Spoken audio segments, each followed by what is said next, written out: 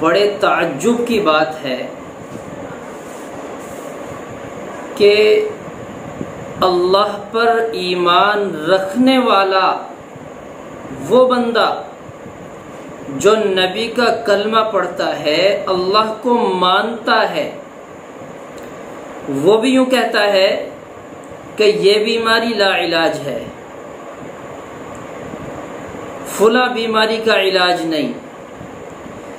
तो ये बातें सुनकर बड़ा ताज्जुब होता है। जिस अल्लाह ने बीमारी दी है उसका इलाज भी बताया है, लेकिन न जाने हमें किस माहौल ने, किस ट्रेनिंग ने हमें अल्लाह की जात से भरोसा तोड़ने की तरगीब दे दी। बहुत सारे मेरे भाई आते हैं, शुगर के मरीज हैं, हार्ट के मरीज हैं, घुटनों का दर्द नहीं जाता, फुला बीमारी, बड़ो इलाज करा लिए। तो मैं ये कहता हूं कि तुम्हारे जहन बीमार हो चुके हैं,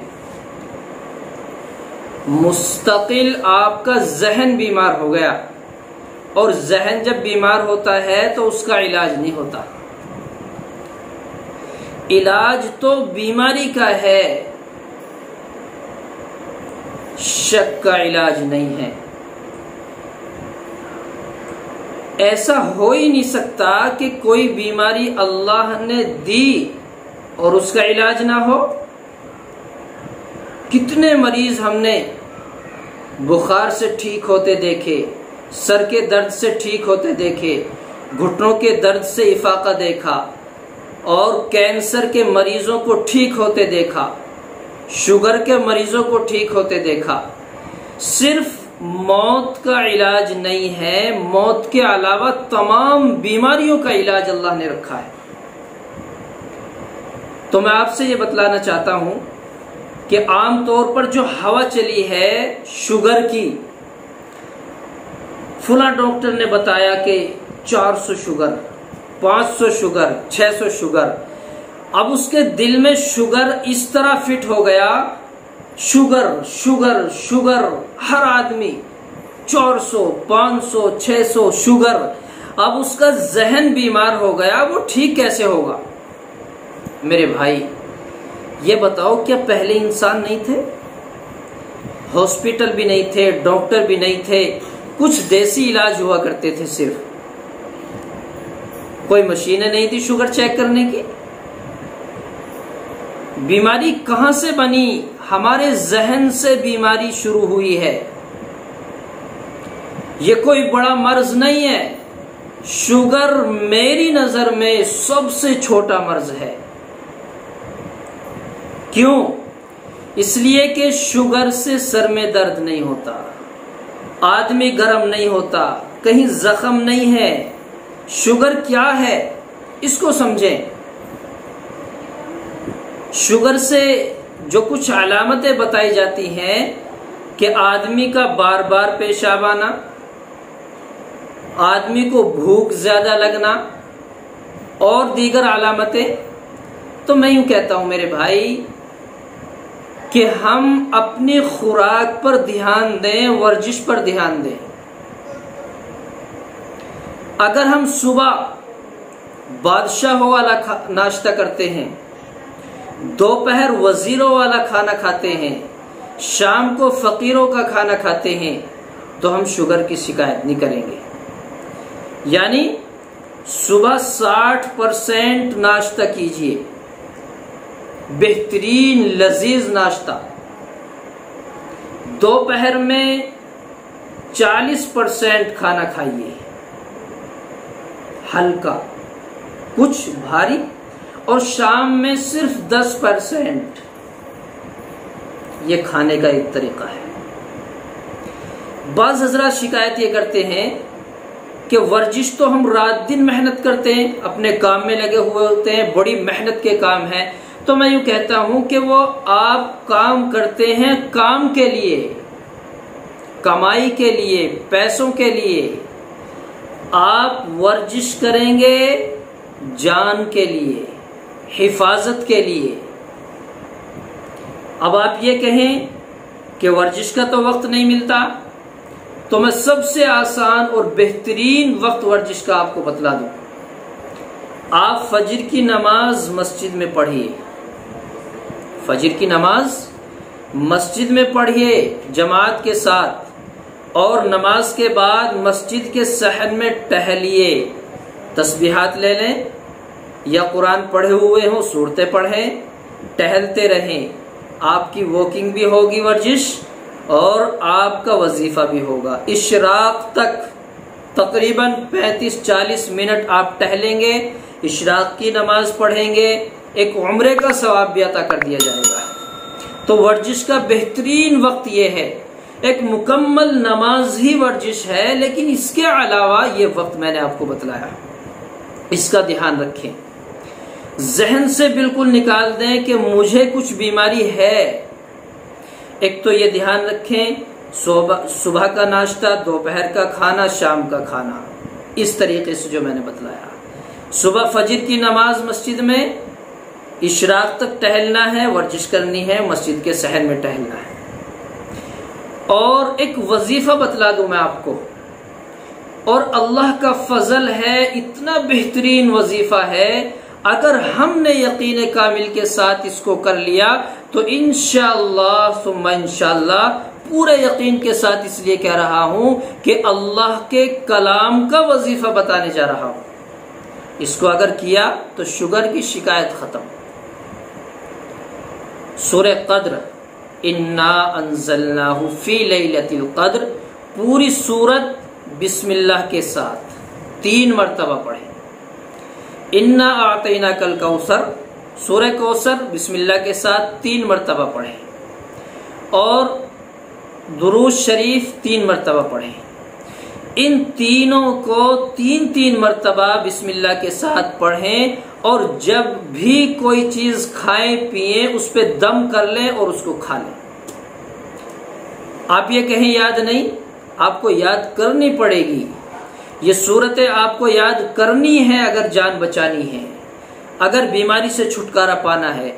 आपने इतने बड़े बड़े काम किए, बड़े बड़ी चीजें आप महफूज कर लेते हैं, ये 2 छोटी सी सूरतें अगर याद नहीं है तो याद करनी पड़ेगी, लाजिम है आपके ऊपर, अगर अपनी जान की हिफाजत चाहते हैं। तो ये एक छोटा सा वजीफा कर लें, और वर्जिश का एहतमाम करें। सुबह दोपहर शाम के खाने में एहतियात करें, और जो परहेज है, जो चीजें शुगर बनाती हैं, आप मीठा खाते हैं तो मीठे तो होंगे, आप तमाम चीजों पर गौर करें कि कौन सी चीज हमें खानी चाहिए। चीनी शुगर बनाती है, तो चीनी और मीठे दीगर खत्म कर दें, गुड़ खाएं, गुड़, सिर्फ गुड़ खाएं, और दीगर तमाम मीठे जितने हैं सबको खत्म कर दें। आलू, चीनी बनती है इससे, आलू बंद कर दें, केला बंद कर दें, इनसे भी चीनी बनती है। तो ये शुगर, मीठी कुछ फल हैं, आपको मीठा खाना है शहद खाएं, और दीगर फलों के अंदर शुगर नहीं। ये चीजें हमें इस्तेमाल करनी है। अगर आपने दवाई भी इस्तेमाल की और उसके साथ वो चीज भी खाई जिससे बदपरहेजी की वजह से आपको बीमारी हुई है, तो कोई फायदा नहीं है। आप परहेज करें उन चीजों का जो हमें नुकसान देती है। दवाई भी आप इस्तेमाल करें ना करें, एहतियात करें खाने पीने की। मिट्टी के बर्तन ज्यादा से ज्यादा इस्तेमाल करें। आप थोड़े से कुछ सालों पहले जमाने में जाएं, ज्यादा नहीं, 10, 15, 20 साल पहले पहुंच जाएं। आपने देखा हांडी मिट्टी की बनी हुई, उसमें साग सब्जी जो भी बनती थी, महल्ले में दूर तक उसकी खुशबू जाती थी। मिट्टी की हांडी जिसमें आटा गूंथते हैं, मिट्टी का बर्तन होता था, कूंडा मिट्टी का, खाने की बर्तन कटोरे बोलते थे, मिट्टी के बर्तन खाने के।